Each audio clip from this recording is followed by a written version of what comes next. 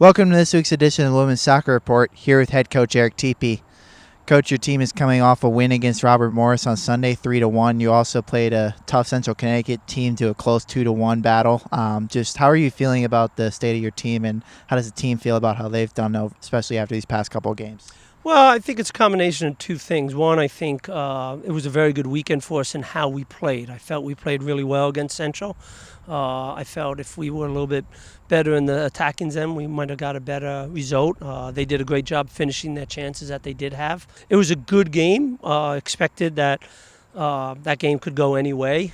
We talked about that before the game, and unfortunately that's what happened. But it was a good step in the right direction, and then obviously coming back, even with as much energy as we had spent on Friday, to come back with the performance we did on Sunday, which I thought we were pretty dominating from start to finish, was good for us.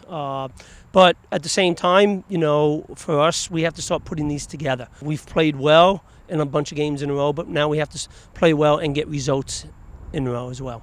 Yeah, and you mentioned that winning against Robert Morris, it was in pretty dominating fashion. Had the more scoring opportunities in that match, and then also just in defense, you pretty much held their leading scorer to only one shot on goal. Just what was the part that most impressed you out of that win?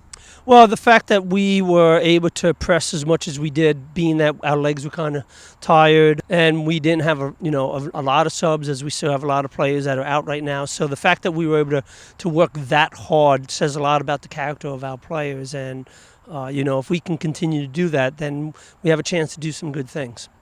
I want to talk to you about a few of the players that stood out from this past weekend. First will be the freshman defender, Lauren McLin. She ended up earning NEC Rookie of the Week for scoring a goal in each of the two contests.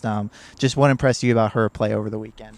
Well, she's just getting more and more confident and more accustomed to the U.S. game. You could see in her style a lot of times she wants to play the ball, and the speed is a little bit fast. So now that she's figured it out, she's becoming really effective, combining with players, getting forward. And her defending, she's very good 1v1.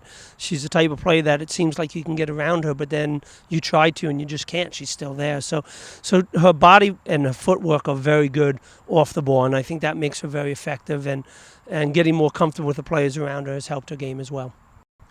Great. And then another player that scored also their first goal of their college career is a sophomore, Andre Garcia. In the Robert Morris game, she scored her first goal and also got her first assist. How nice was that for her to get on the scoreboard? Well, I mean, for her, it's been a big step forward this year. She struggled to get time last year. She had injuries, and then she couldn't really find her footing. Where she came back, she worked really hard this summer, and you can tell, and she wants to be part of the game, and she's still learning how to be effective throughout the game, but her work rate's been tremendous, and she definitely gives us some different looks in the attacking third of the field, which is great for us. And the fact that she found a way to get on the scoreboard both with a goal and an assist, that's what we want. And the goals for me are extra for her. I want her to be the player that's setting players up, because she's got that capability of breaking down a back line. So I've been really pleased with her progression this year. Now, finally, a player that has been on the scoreboard quite a bit for you over the past 4 years, Lauren McLin. She did notch her 50th career point in the Central Connecticut game with an assist on Noam's goal. Just talk about her being able to reach that 50-point milestone.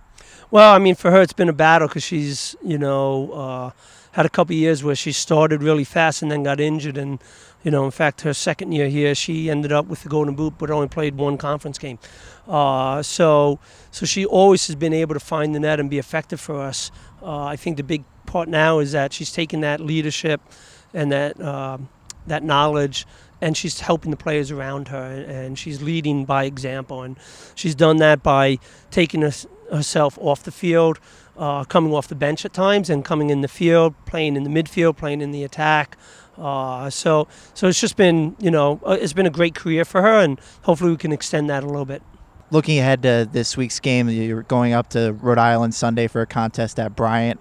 They've had a pretty good start to their season so far. Just what can you expect out of that matchup going up to Bryant? Oh, it's going to be tough. It's a tough place to go. They're a well-coached team. They get a lot of players involved in the game. I mean, I think in the last game they had 24 players playing the first half alone. So we have to be ready for them to be very structured in what they do and know that they're very effective at it.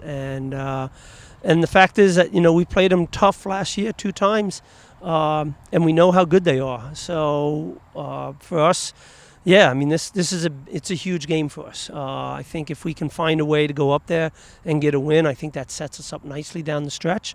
But we know that that's not going to be easy. It's going to be really hard to do, and we just have to be ready, just like we were when we went to Central. Be ready to play a hard-nosed game and hopefully come out in the end. Thank you for your time this week, Coach. All right, thank you. That'll do it for this week's edition of the Women's Soccer Report. To find out more about the Knights women's soccer team and the other Fairleigh Dickinson Knights teams, please check out fduknights.com.